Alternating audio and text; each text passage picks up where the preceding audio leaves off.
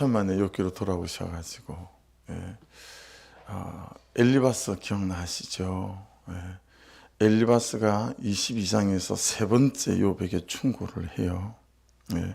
그래서 그 욥의 세 번째 엘리바스의 충고에 대한 대답이 이 23장입니다.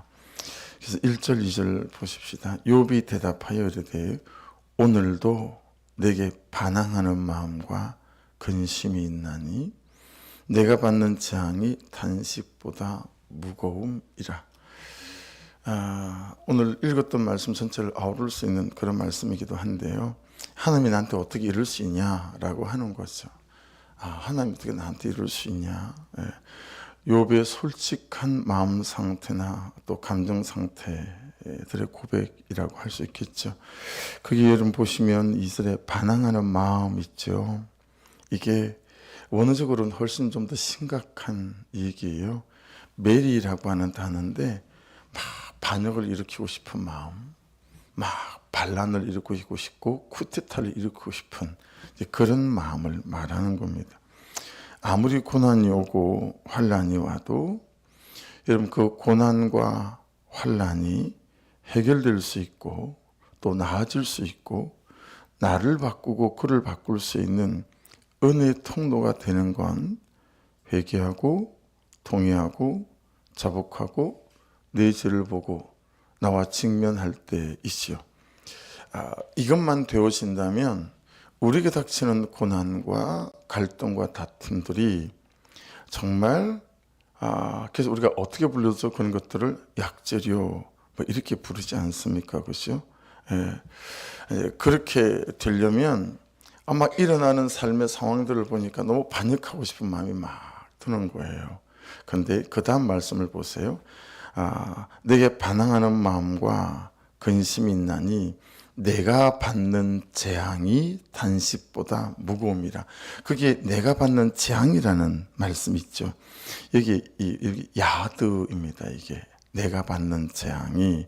그러니까 이게 야드가 참 많이 나오는 단어 아닙니까? 하나님의 손이라는 뜻이거든요.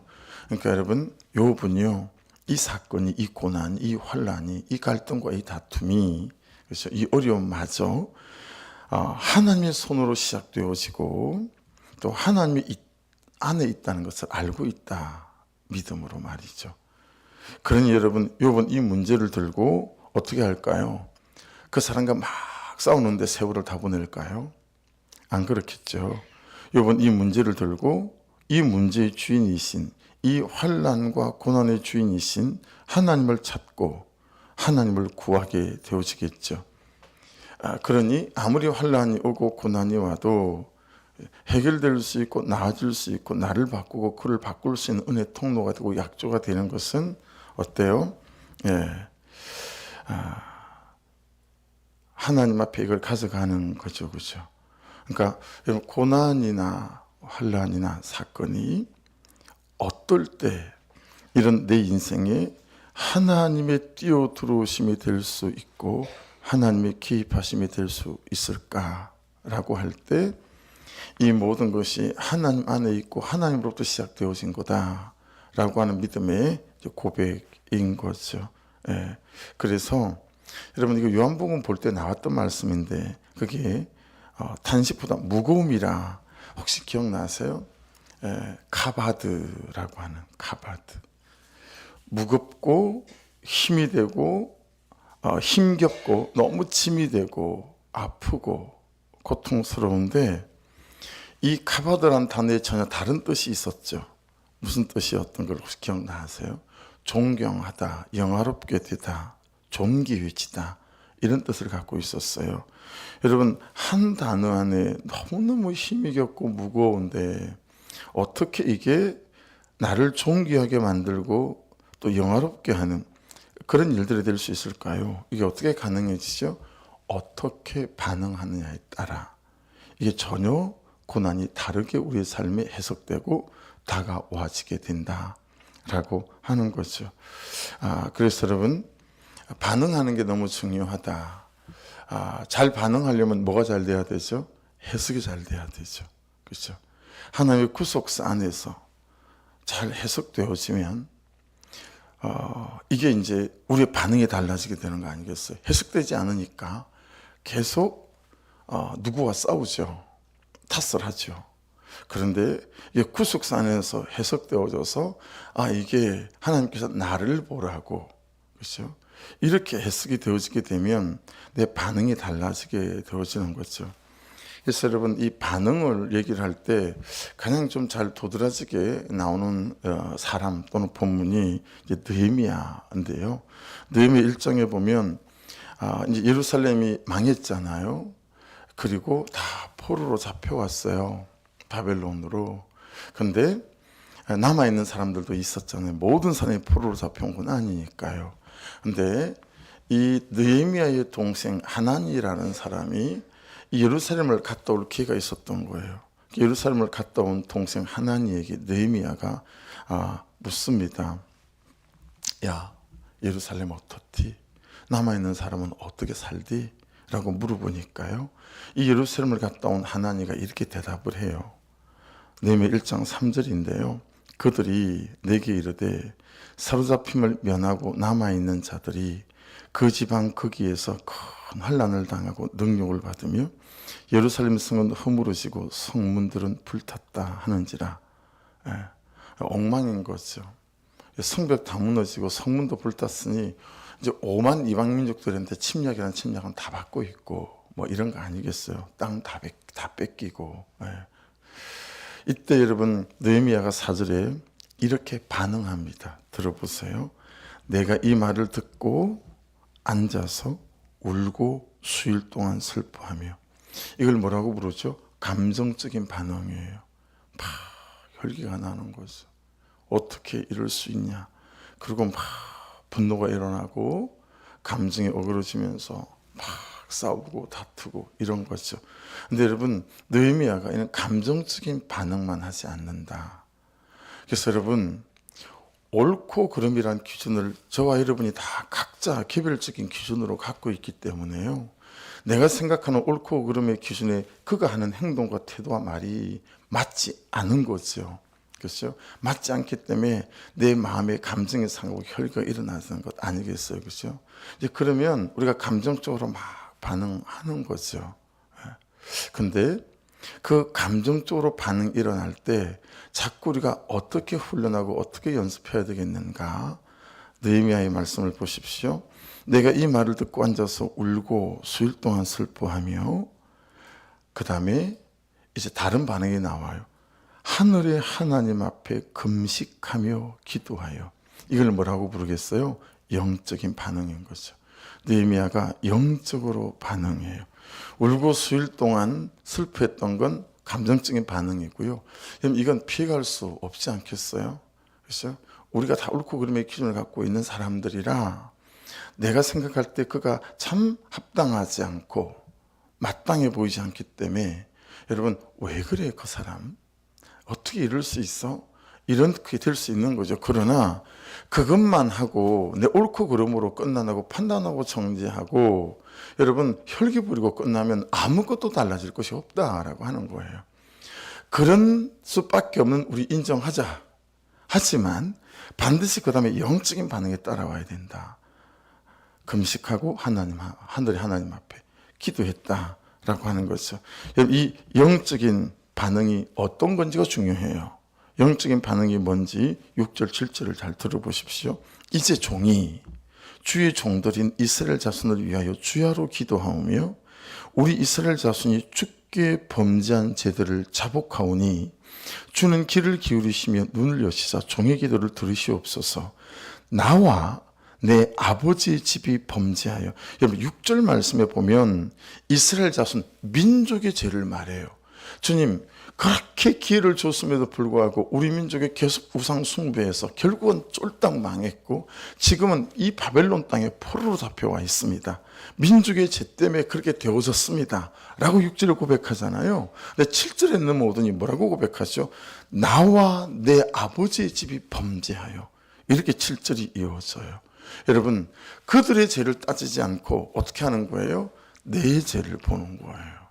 나와 내 아버지 집이 범죄하여 주를 향하여 크게 악을 행하여 주께서 주의 종 모세에게 명령하신 계명과 율례와 규례를 지키지 아니하였나이다.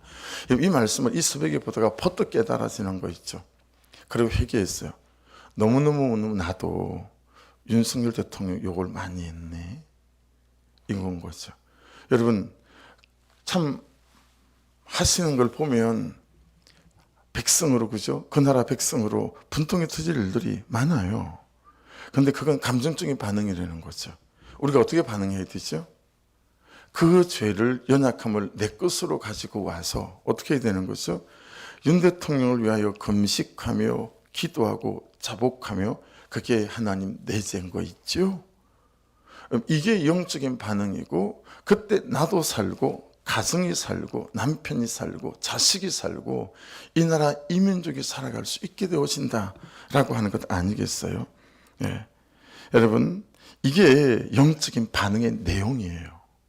예. 이게 영적인 반응의 내용이에요. 이렇게 되어진 그 사람이 아니라 나의 죄로 말미암아 그가 그렇게까지 되어졌구나 라고 생각하는 거죠. 이게 영적인 반응이다라고 하는 거예요. 영적인 반응의 두 번째는 뭘까요?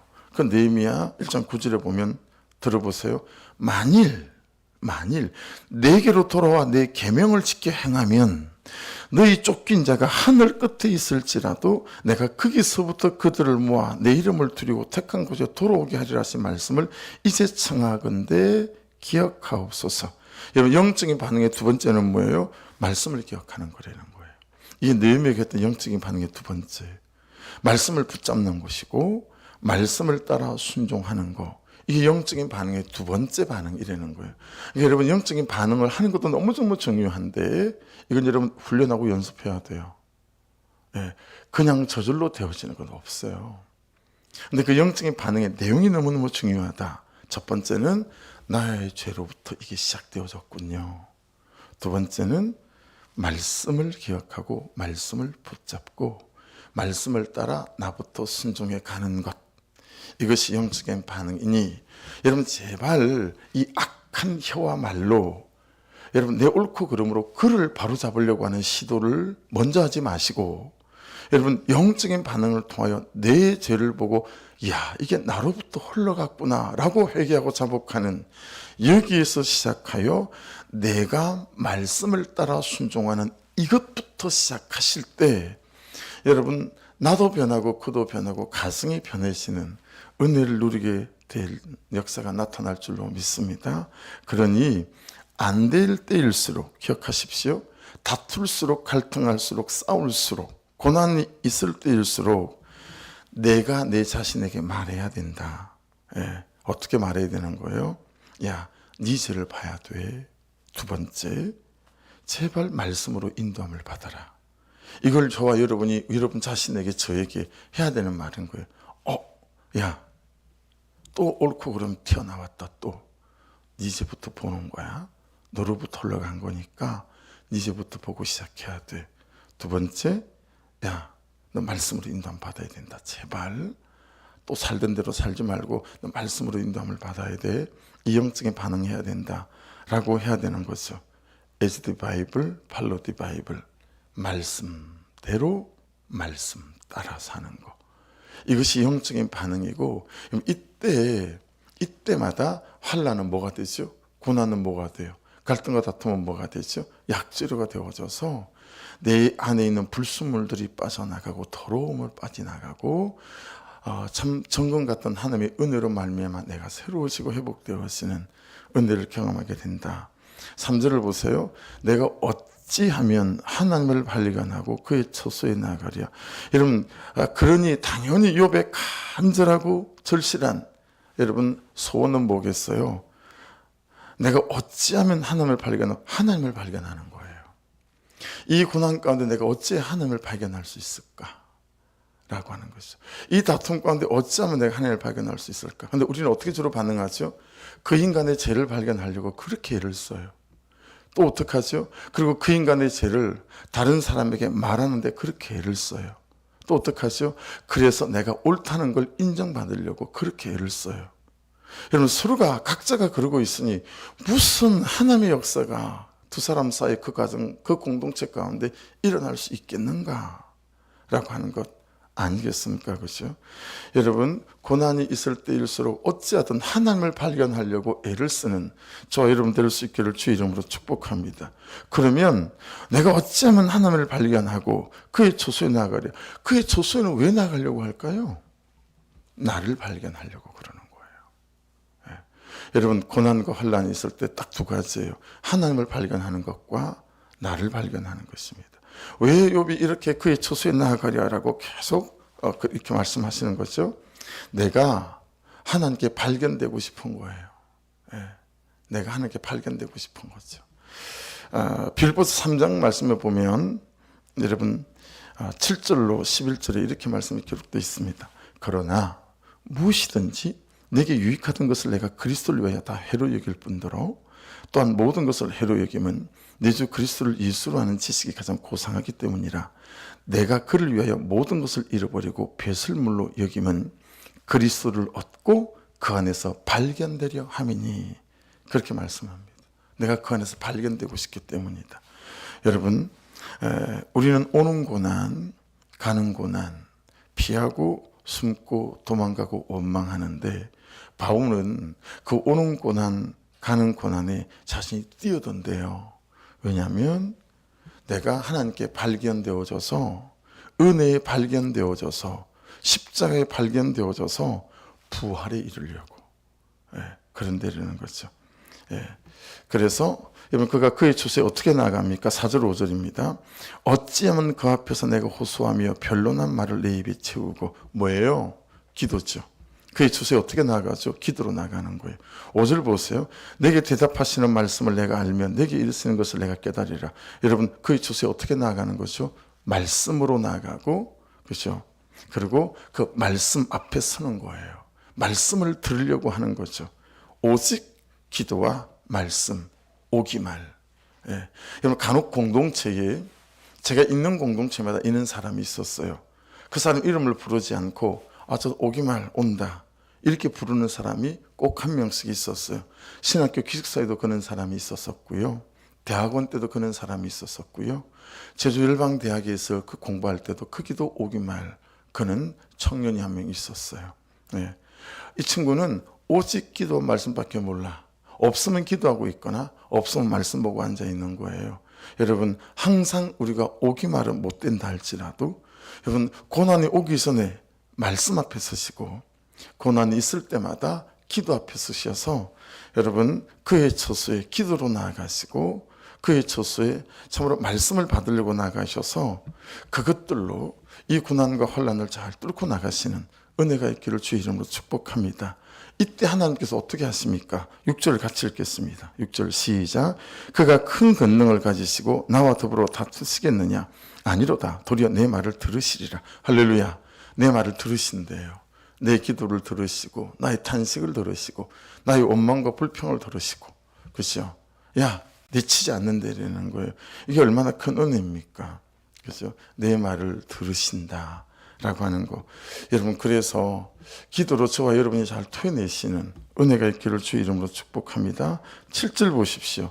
거기서는 그 처소에서는 말씀으로 나아가는 그 자리에서는 정직한 자와 자가 그와 변론할 수 있은즉 내가 심판자에게서 영원히 벗어나리라.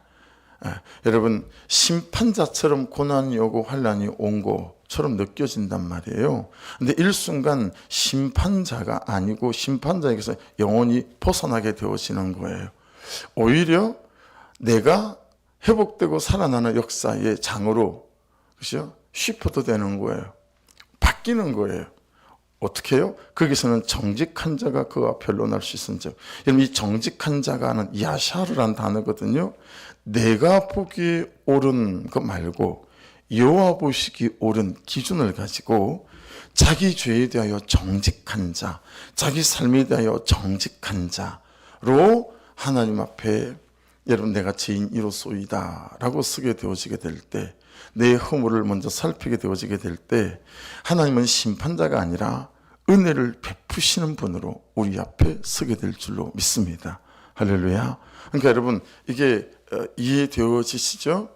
하나님께서 우리에게 주신 놀라운 은혜가 있는데 그게 뭐냐면 고난이 왔고 환난이 왔고 너무 눈물 나는 삶의 현실이 온 거예요. 참 하나님께서 나를 심판하시는 것 같고 하나님께서 결국 내 죄에 대하여 참 하나님께서 징계로 가지고 오셨구나 싶은 삶의 상황들이 벌어져 있는 거예요. 근데 그럴 때 여러분 그의 처소로 나가는 거예요. 그죠? 그래서 그의 처소에서 내가 발견되고 싶은 거예요. 하나님 앞에 죄인들이 내가 발견되어지고 싶은 거죠. 하나님 내 죄가 이러해요. 여러분 라고 고백하며 그분께 정직함으로 나아가게 될 때 어떻게 해요? 심판자가 아니라 은혜를 베푸시는 분으로 다시 그분께서 우리를 다독거리시고 생명석으로 싸매시며 여러분 다시 우리의 심령과 삶에서 이 불순물들을 제거하고 빼내시는 이런 은혜들이 시작되어진다라고 말씀은 우리에게 가르치고 있습니다. 그리고 여러분 8절, 9절, 10절 우린 10절을 너무 잘 알고 있죠. 그러나 내가 가는 길을 그가 아시나니 그가 나를 단련하신 후에는 내가 숨같이 되어 나오리라. 근데 사실은 8절, 9절이 우리에겐 더 기가 막히지 않아요? 그런데 내가 앞으로 가도 그가 아니 계시고 뒤로 가도 보이지 아니하며 그가 왼쪽에서 일하시나 내가 만날 수 없고 그가 오른쪽으로 돌이키시나 배울 수 없구나. 접속사가 뭐예요? 그러나입니다. 이 접속사가 되게 중요해요. 이 8절, 9절, 10절에서는 그러나 내가 가는 길을 그가 아시나니 그가 나를 단련하신 후에는 내가 순금같이 되어 나오리라. 여러분 이럴 때 있지 않아요? 하나님이 침묵하실 때 진짜 괴롭습니다. 하나님이 침묵하실 때 분명히 그분께 나아가고 기도하는데 그분이 조용하세요. 그분이 침묵하실 때 너무너무 괴롭거든요. 여러분 시편 45편 1절로 5절에 가면 하나님이여 사슴이 시냇물을 찾기에 갈급한 같이 내 영혼이 주를 찾기에 갈급하니이다. 내 영혼이 하나님과 살아계시는 하나님을 갈망하나니 내가 어느 때에 나가서 하나님의 얼굴을 배울까. 사람들이 종일 내게 하는 말이 내 하나님이 어디 있느냐 하오니 내 눈물이 주야로 내 음식이 되었도다. 내가 전에 성의를 지키는 무리와 동행하여 기쁨과 감사의 소리를 내며 그들을 하나님의 집으로 인도하였더니 이제 이 일을 기억하고 내 마음이 상하는도다. 내 영혼아 내가 어찌하여 낙심하며 어찌하여 내 속에 불안해하는가. 너는 하나님께 소망을 두라. 그가 나타나 도우심으로 말미암아 내가 여전히 찬송하리로다. 이 5절까지 핵심은 어디에 있냐면 너는 하나님께 소망을 두라. 어떻게? 믿음으로. 지금 그걸 욥기 8절, 9절, 10절에서 말씀하고 있습니다. 그러나 침묵하시는데 대답하지 아니하시고 아무것도 하시지 않는 것 같은데 여러분 뭐예요? 내가 가는 길을 그분께서 아세요. 그리고 그분께서는 이런 단련하신 이 연단들을 통해서 결국은 불순물이 없어지고 참 거룩한 백성으로 세워져 가는 그런 하늘의 백성으로 나를 세워 가실 거다라고 하는 것입니다. 여러분 하나님의 침묵을 나를 위하여 일하시는 하나님의 열심으로 저와 여러분이 믿는 믿음이 있기를 주의 이름으로 축복합니다. 생각해 보세요. 이거 입장을 바꿔 생각해 보면 훨씬 하나님 입장에서는 힘든 일이에요. 여러분의 자녀가 여러분에게 엄마 100원만 여러분 100원이 있어요? 없어요? 있어요. 여러분 주는 게 쉬워요? 안 주는 게 쉬워요? 안 주는 게 훨씬 어렵습니다. 아이가 너무 아파요. 엄마 내가 너무 아파. 너무 아파. 여러분 그 병을 여러분이 고칠 수 있다면 고쳐주는 게 쉬워요? 안 고쳐주는 게 쉬워요? 고쳐주는 게 100번 1000번 쉽습니다. 그렇죠? 안 고쳐주는 게 얼마나 어려워요. 여러분 하나님께서 다 아신다니까요. 내가 가는 길을 그분께서 다 아세요. 내가 당하고 있는 삶의 현실들을 그분께서 다 아세요. 그래서 너무너무 도와주고 싶은데 그분께서 그분의 손과 발을 묶고 그분의 입을 닫고 그 기다리시는 그 시간이 그분에게는 얼마나 지옥이겠어요. 그렇죠? 살아 역사하시는 그분이 얼마나 지옥이겠냐고요. 근데 왜 그렇게 그분이 견디시는 거죠? 내 자녀가 이 일을 통해서 정말 더 복된 삶으로 팔복의 사람으로 그렇게 세워질 여러분 그 하나님의 그렇죠? 그 열정, 그 열심으로 그렇게 자기의 손과 발을 묶고 입술을 닫고 기다리신다라고 하는 것을 생각해 보시게 되면 그러나가 이해가 되어지는 거예요. 그러나 내가 가는 길을 그가 아시나니 그가 나를 단련하시는 어때요? 내 존재와 내 삶이 점검이 되어져서 내가 살아나서 살리는 인생으로 이렇게 부활되어지는 거죠. 할렐루야. 그런 여러분, 그분의 침묵 앞에 여러분의 눈물이 너무 고되지 않기를 주의 이름으로 축복합니다. 그래서 고난이 축복 맞습니다. 할렐루야. 고난이 나를 순금으로 만들어가는 하나님의 열심의 여정이고, 하나님의 사랑의 여정이다 라고 하는 것을 저와 여러분이 깊이 믿는 믿음 가운데 잘 서가시기를 주의 이름으로 축복합니다. 기도하겠습니다. 말씀 붙잡고 기도하시면서 하나님, 참 순간마다 내 삶에 벌어지는 이 기가 막힌 현실들 앞에서 감정적으로 반응하는 것으로 끝내지 않고 영적으로 반응하는 자로 세워져 가게 도와주옵소서.